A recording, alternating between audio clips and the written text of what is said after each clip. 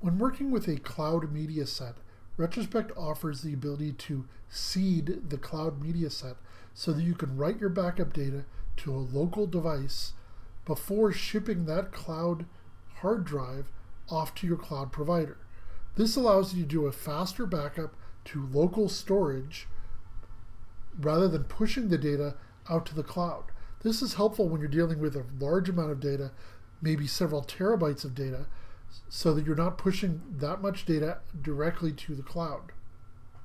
To set up a seeded cloud media set, you first go to Retrospect and you go to Media Sets and you click on Add.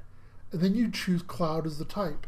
And we'll call this my large cloud set. If you're going to use a cloud media set, I would highly recommend encrypting your set for additional safety. For today's session, we don't need to worry about encrypting the data.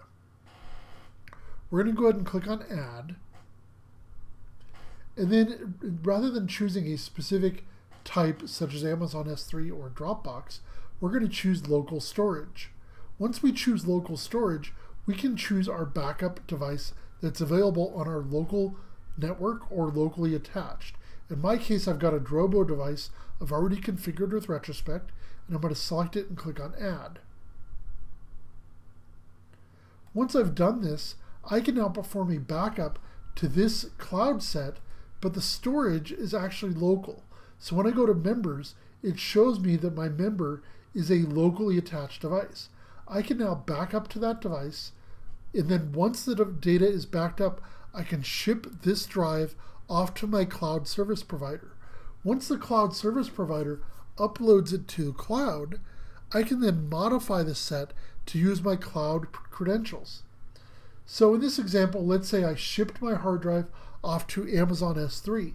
Amazon uploaded all the data to the cloud and then notified me that my data was now available in the cloud. I need to configure Retrospect to use the correct credentials to reach that data. So to do that, I go to Media Sets, I go to the Members tab, I choose the member, and then I click the pencil icon, and then I can edit the member. And I change the option from local storage to Amazon S3. And after I change it to Amazon S3, I would enter in the credentials that the cloud service provider gave me to indicate where my data is being stored. So in my case, I would enter in my keys.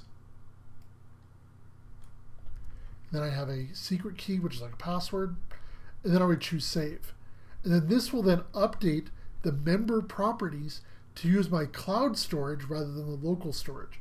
This will allow me to continue future backups directly to the cloud rather than writing those future backups to my previously configured local storage.